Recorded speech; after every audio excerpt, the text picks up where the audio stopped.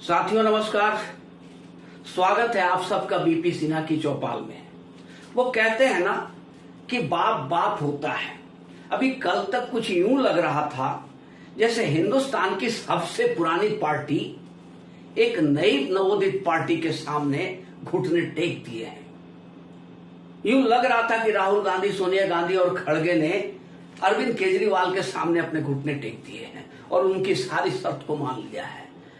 मित्र, कहानी किस्सा कुछ यूं है कि सुप्रीम कोर्ट ने एक डिसीजन दिया था अरविंद केजरीवाल के फेवर में ट्रांसफर पोस्टिंग के संबंध में जिसे केंद्र सरकार ने, ये जैसे ही डिसीजन आया सुप्रीम कोर्ट का, केजरीवाल दिन में होली और रात में दिवाली मनाने लगे।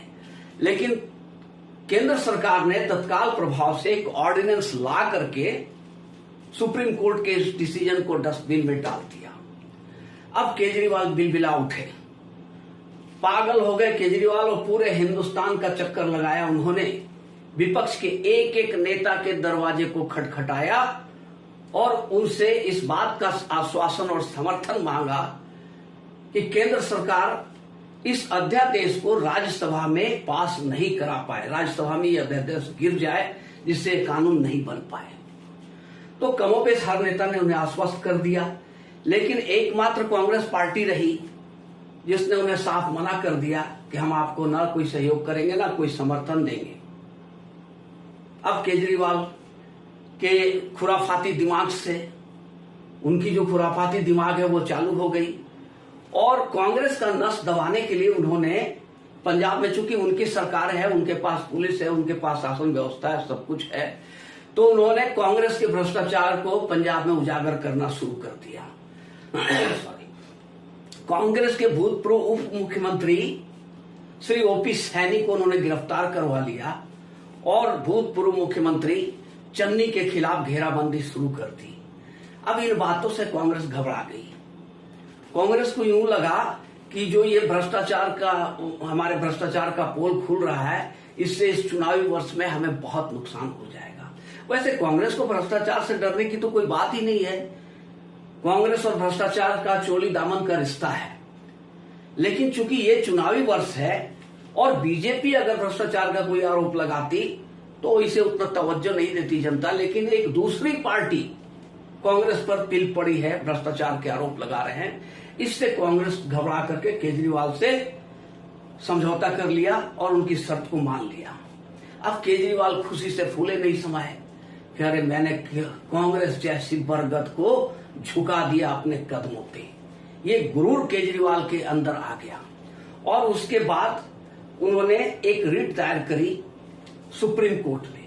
क्योंकि सुप्रीम कोर्ट का जो मन मिजाज और जो कार्य प्रणाली आजकल दिख रही है वो सब कुछ मोदी विरोधी ही नजर आ रही है। एक ऐसा लग रहा है कि सुप्रीम कोर्ट मोदी विरोध का एक एजेंडा चला रहा है। तो केजरीवाल बड़े प्रसन्न हुए कि कल तक जिन नेताओं को वो पानी पी पी कर गालियां देते थे, भ्रष्ट कहते थे, वो सारे नेता आज उनके पीछे आकर खड़े हो गए उनके समर्थन में। और सुप्रीम कोर्ट तो ऐसे ही मोदी विरोधी है, तो उन्होंने सुप्रीम कोर्ट में एक रिट दायर करी कि इस अध्यादेश पर तत्काल प्रभाव से रोक लगा दिया जाए। अब सुप्रीम कोर्ट में वकील कौन था? कांग्रेस ने यही पे खेल कर दिया केजरीवाल के साथ। सुप्रीम कोर्ट में केजरीवाल का वकील थे अभिषेक मनु सिंघवी। अब मित्रों, आप जानते होंगे कि अभिषेक मनु सिंघवी और कपिल सिब्बल जैसे कुछ एडवोकेट हैं जो सुप्रीम कोर्ट को अपनी मर्जी से नचाते हैं। इनके एक फोन कॉल पर सुप्रीम कोर्ट इनके इच्छा के अनुसार डिसीजन दे देता है। अभी हाल में आपने देखा होगा ना, पवन खेड़ा का जो कांड हुआ था, सुप्रीम कोर्ट में हियरिंग चल रही थी।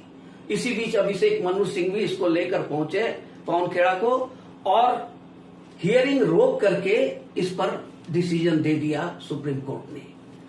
तो केजरीवाल को कुछ ऐसा ही लग रहा था कि अब तो मेरी बल्ले बल्ले है, सारे विपक्ष के नेता मेरे पीछे खड़े हो गए और सुप्रीम कोर्ट तो अभी मोदी के खिलाफ है ही है। लेकिन जब ये रिट दायर करी गई, सुप्रीम कोर्ट ने इस पर कोई डिसीजन नहीं दिया। सुप्रीम कोर्ट का कहना था कि हम केंद्र सरकार के द्वारा लाए गए अध्यादेश को नहीं रोक सकते हैं। और नहीं रोकेंगे। हाँ, आपके इस रेट को हम संवैधानिक खंडपीठ के पास भेज देंगे, वहां इस पर चर्चा होगी, उस पर डिसीजन होगा। अब ये तो लटकाने वाली काम हो गई। कांग्रेस की तो नीति शुरू से ही रही है अटकाने, लटकाने और भटकाने की। तो एक बार केजरीवाल के केस को भी अभिषेक मनु सिंघवी ने लटका दिया। कोई ये मान ही नहीं सकता है कि अभिषेक मनु सिंघवी सुप्रीम कोर्ट में पेश हुए हो और सुप्रीम कोर्ट ने उस केस को यूं लटका दिया हो। तो इसमें सबसे बड़ी चाल थी कांग्रेस की। एक तरफ कांग्रेस ने कहा कि अच्छा ठीक है, हम आपको समर्थन देते हैं, आपकी बात को मानते हैं, आप शांत हो जाओ, पंजाब में आप कुछ मत करो। और दूसरी तरफ अपने एडवोकेट अभिषेक मनु सिंघवी के द्वारा केजरीवाल के इस केस को सुप्रीम कोर्ट में लटका दिया। अब चूंकि मामला ऐसा है कि संवैधानिक खंडपीठ जो इस मामले को सुनेगी तो वो पहले धारा 370 को सुनेगी और इसमें बहुत समय लगेगा, वर्षों टाइम लग जाएगा।